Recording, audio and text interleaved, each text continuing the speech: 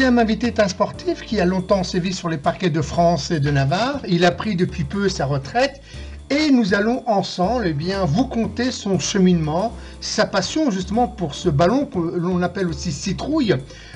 Kossi Ama, bonjour et merci d'avoir accepté cette interview. Avant d'entamer ton parcours sportif, de nous dire tout ce que tu as fait, par où tu as commencé, etc. Que fais-tu aujourd'hui et finalement, est-ce que le basket te manque? Le basket me manque, oui, donc j'ai pas complètement arrêté. Je m'entraîne 3 fois par semaine avec l'équipe de Marseille. Après la compétition, je pensais que ça allait me manquer, mais pour le moment ça manque pas. Donc quand il y a des matchs, moi je me repose le week-end à la maison. Voilà, comme ça me permet de donner des interviews. Voilà. Et ça te permet en même temps de profiter enfin un peu peut-être de ta famille, non? Ouais, c'est ça. Oui, parce que c'est vrai que quand on est... Profiter de ma famille. D'accord. Alors, on va revenir un peu sur ton passé. D'abord, où et quand es-tu né, Kossi? Parce que finalement, c'est vrai que quand on voit les joueurs, on connaît toujours leur prénom, pas souvent leur nom, puis on ne sait pas d'où ils viennent, on ne connaît pas leur date. Finalement, on ne sait rien. Donc, on va essayer de nous faire un zoom pour mieux savoir qui tu es. Alors, tu es né où et quand, Kossi? Alors, je suis né au Togo, à Lomé, la capitale, le 28 décembre 1969. Est-ce que... Je suis arrivé en France, j'avais 4 ans, 74 ans. D'accord. Et est-ce que tu y retournes un peu de temps en temps au Togo ou pas? Oui, en vacances. Ouais. Tu as de la famille, tu as beaucoup de famille là-bas ou pas au Togo? J'ai beaucoup de famille là-bas et j'ai autant de famille ici. Alors, quand tu as appris à jouer et quand tu as commencé à jouer dans les deux clubs, donc hier et Marseille, c'est bien ça, quel est justement l'impact de ta famille? Est-ce qu'ils étaient fiers de toi de voir qu'un membre de leur famille jouait dans le haut du pavé de ce championnat français? Ma famille m'a suivi, ils m'ont toujours suivi. Au début, ils venaient pas au match, et puis après, bon, hier ça faisait loin. Mais quand je suis revenu sur Marseille, ils étaient là tous les matchs à domicile. Ah, c'est super ça. Alors, question que l'on se pose, comment tu as finalement découvert le basket? Et est-ce qu'avant le basket, est-ce que tu avais pratiqué un autre sport? Non, je ne faisais pas du tout de sport. J'ai rencontré un joueur qui s'appelle Marcel Touché, qui a arrêté il y a quelques années, qui jouait à hier. On s'est croisé à Marseille et il m'a proposé de faire du basket. Tu avais quel âge? J'avais 20 ans. 20 ans. Donc c'était en 91, ça remonte. Ça remonte, hein. Et finalement, quand tu as découvert le basket, est-ce que tu penses que le basket t'a apporté quelque chose dans ta vie? Déjà une grosse occupation, parce que 5 entraînements par semaine à l'époque, les matchs le week-end, ça occupe énormément de temps, pendant 9 mois, ça occupe énormément de temps. Moi, j'ai connu beaucoup de personnes, des gens qui sont devenus des amis. Et puis un sport collectif, c'est pas mal quand même pour aider dans notre domaine, à apprendre à se connaître et à apprendre à connaître les autres.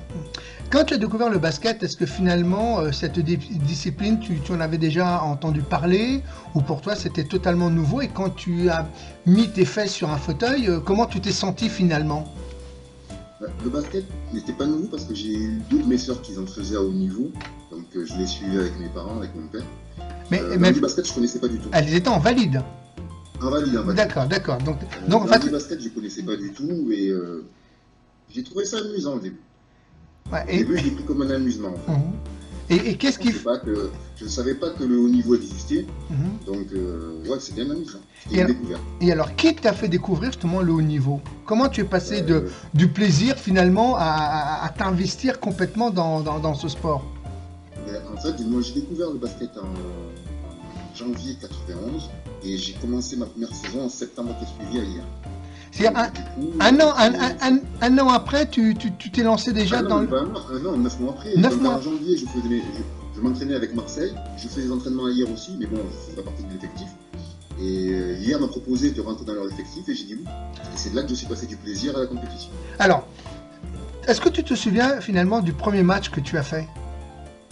Tu t'en souviens un peu? Non, non.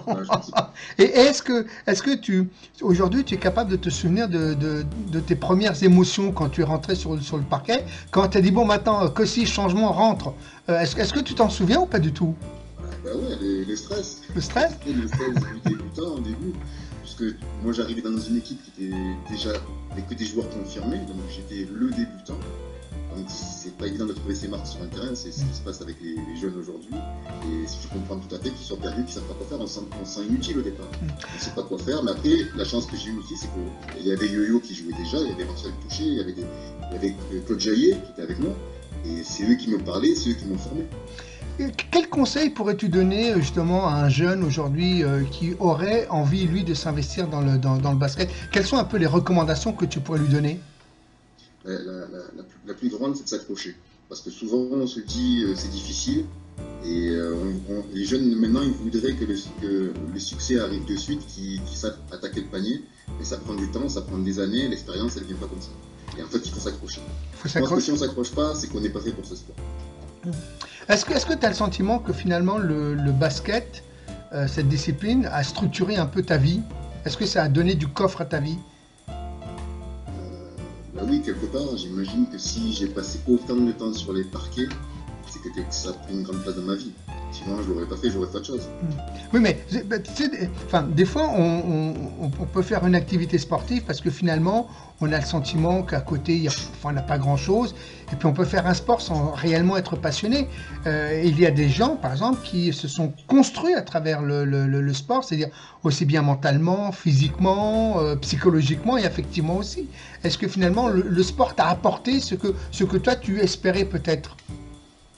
Je pense que oui, ça apporte toujours. Puis, ça fait 26 ans, donc je pense qu'en 26 ans, ça m'a aidé. Après, il y a aussi une part de caractère, il y a le caractère qui joue, et puis bon, il y a la vie de tous les jours. Donc oui, ça m'a beaucoup aidé, ça m'a beaucoup apporté et ça m'a beaucoup aidé.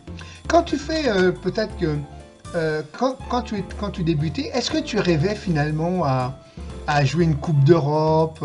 Est-ce que tu rêvais finalement d'être un grand joueur quand... Oui, Ouais. je pense que oui. Je pense pas qu'on se lance dans un sport comme ça avec autant d'heures pour rester un joueur de seconde zone et juste s'amuser à la baballe. Sinon, on ne fait pas la compétition, on fait du loisir. Alors, Justement, j'avais l'occasion de faire du loisir à Marseille. Il y avait un petit club à l'époque, qui est le club qui est en 1A maintenant, c'est le même club, 30 ans après.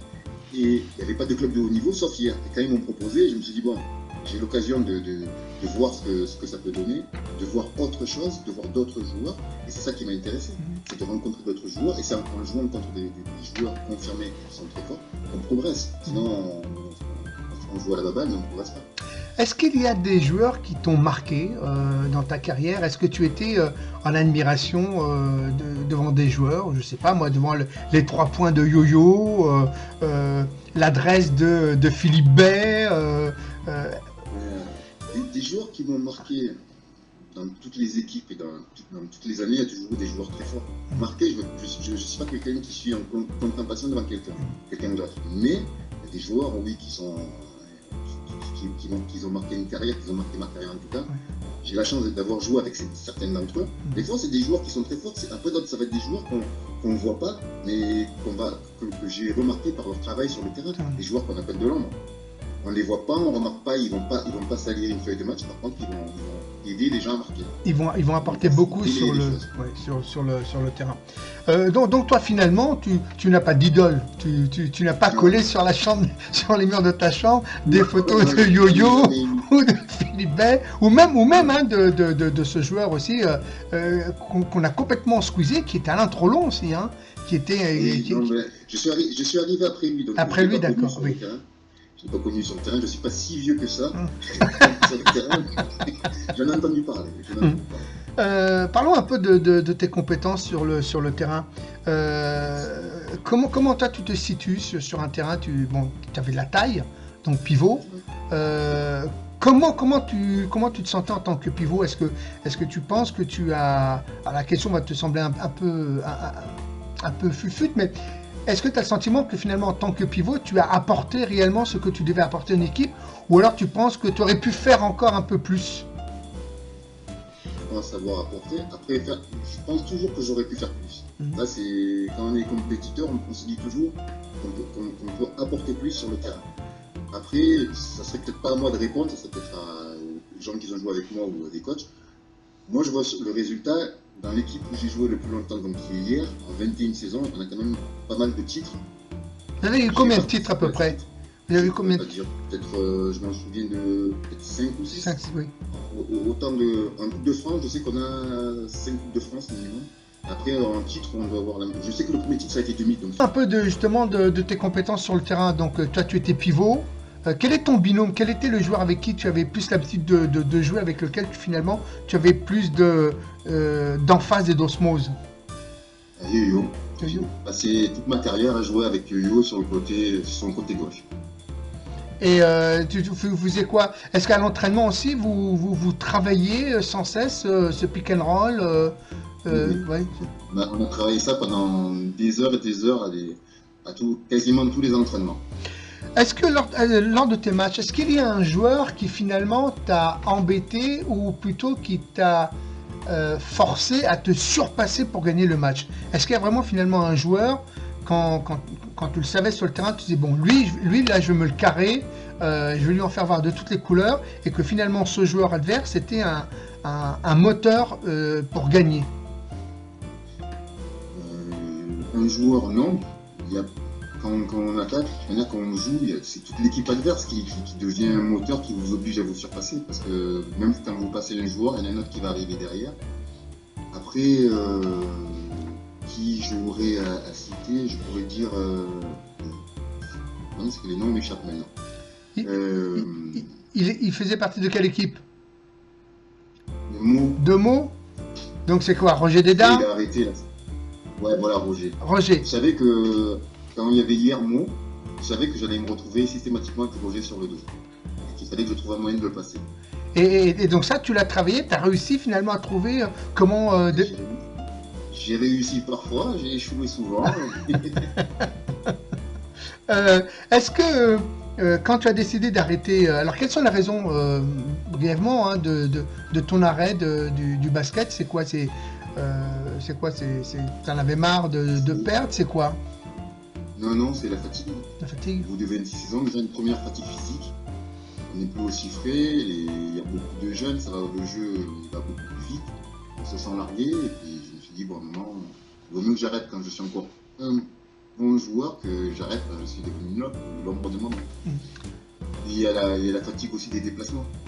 C'est surtout ça. En fait, c'est le corps, c'est ton corps qui finalement t'a dit qu'il était temps d'arrêter. Ah ouais, il m'a dit, tu es plus tout jeune, maintenant il faut que tu arrêtes.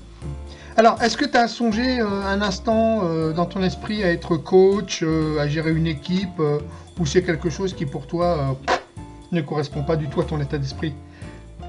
Non, c'est parce que je pense qu'il faut être doué pour ça. J'ai eu des coachs. J'ai eu l'année dernière Charles Zilla comme coach, qui est un très grand joueur, qui est un très bon coach.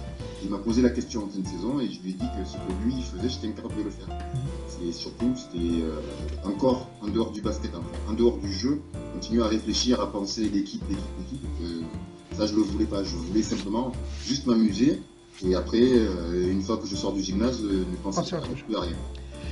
Voilà. On va maintenant un peu axer sur la case souvenirs. Quels sont les plus beaux souvenirs que tu as gardés de ton expérience de sportif?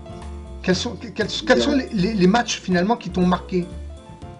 Les matchs qui nous ont fait gagner les titres.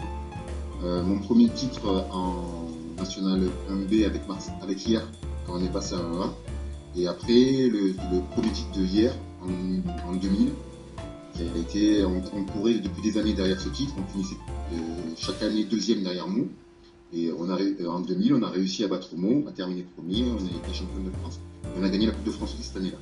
Alors, quand on a fait un doublé, il y a un comportement qui est différent que lorsqu'on gagne ou lorsqu'on arrive deuxième.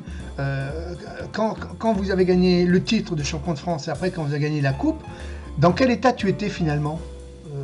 J'étais content, on s'est dit que quand même, après toutes ces années, on a réussi à décrocher ce pour quoi on travaille, puisque le but de l'engagement au championnat, c'était de gagner le championnat. Donc on y arrive et on se dit, chaque fois on le voyait s'éloigner, et là cette année il est à nous, c'est à nous, on en profite. On fait la fête avec les copains, juste se dire bon ben voilà, et on se dit la saison prochaine on va essayer de refaire ça. Est-ce que tu as, toi par exemple, des contacts avec le Togo? Est-ce que il y a est-ce que le handisport existe au Togo? Pas du tout. Non, j'ai pas de contact, à part avec ma famille, j'ai pas de contact ailleurs, mais je sais qu'au niveau du handisport, il y a rien. Il y a rien. Et toi, tu n'aurais pas envie de lancer quelque chose? Non, parce que je vis pas là-bas et j'ai pas le temps. D'accord. Est-ce que... et alors, tout à l'heure, on a parlé de ce que tu avais suscité dans le positif et dans le moins aujourd'hui. Qu'est-ce qui te manque finalement aujourd'hui dans ton parcours de sportif? Est-ce qu'il y a un titre, quelque chose qui te manque? Le titre de champion d'Europe. Ah, Moi, avec un club, j'aurais aimé avoir ça. et alors qu'est-ce qui fait que finalement vous n'avez pas réussi à avoir ce titre? Comment tu l'expliques? C'est parce que les équipes étrangères avaient un niveau supérieur au nôtre. Mhm. On a réussi à arriver jusqu'en demi-finale, je crois, mais on n'a jamais réussi à passer le palier de la finale et et gagner un match. C'est quoi? C'est plutôt par... que tu l'expliques plus par un manque de préparation ou plus par un manque financier? Ou peut-être les deux, hein? Je pense les deux, mais c'est surtout que je pense qu'au niveau du basket, on n'est pas médiatisé, on est aidé, mais c'est sans plus. Voilà. Quand on voit ce qui se passe à l'étranger où les clubs n'ont pas de problème à trouver des sponsors, ils arrivent à trouver des gros sponsors. Chaque année, ils arrivent à aligner des joueurs qui viennent du bout du monde et ils ont des résultats. Nous en France, on n'y arrive pas. C'est pas que la volonté n'y est pas. Enfin, la volonté des clubs y est. C'est au-dessus. Ça ne suit pas et on n'y arrive pas. Et vous prenez tous les clubs français, on est tous des clubs amateurs. Et quand vous faites une compétition en Coupe d'Europe, vous jouez comme des clubs professionnels. Les mecs, c'est des professionnels en face de vous. Ils font du basket matin, midi et soir. Oui, mais Nous, on enfin, peut pas. en même temps, on peut aussi dire que le non-professionnalisme français est quand même de haut niveau parce que on arrive quand même à tenir tête à des joueurs qui, elles, sont pros. Donc, on s'imagine un instant si les équipes non professionnelles françaises se mettaient à être professionnelles, eh bien, nous devrions être, on devrait rafler finalement toutes les coupes d'Europe. On devrait être au niveau qu'on avait il y a 20 ans, Il y a 20 c'est-à-dire une des meilleures équipes au monde. au monde. Le problème, c'est que il y a très peu de joueurs qui vivent du basket en France. Ils sont pas nombreux et c'est dommage. C'est dommage. Ben Et écoute, ça serait bien que ça évolue. bon, bah écoutez, c'est sur ces paroles que l'on va se quitter. En tout cas, Kossi, merci d'avoir accepté notre interview. On te souhaite plein de bonnes choses, surtout avec ta famille.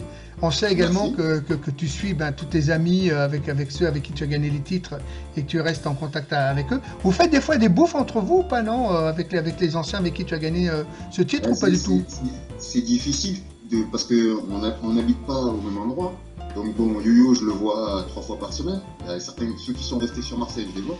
Et Aïssa maintenant qui habite Il habite près de Toulouse. Nice et qui joue à Toulouse, je l'ai vu quand il est venu à Marseille pour le match aller. Je sais pas si j'irai à Toulouse pour le match retour. Mais si on a l'occasion, on essaie de faire quelque chose. Mais bon, c'est pas évident. Yo-Yo, il essaye pas il essaye pas de te dire de revenir un peu, non? Il m'en parle tous les jours. Il m'en parle tous les jours. Ok, eh ben, écoute, c'est super, Kossi. Merci pour tout. Et puis, écoute, plein de bonnes choses à toi. Puis, je te souhaite eh bien, une nouvelle saison avec ta famille pour cette nouvelle année, en tout cas. Et bonne fête à toi. Et en tout cas, merci. Merci Richard. À bientôt. À bientôt.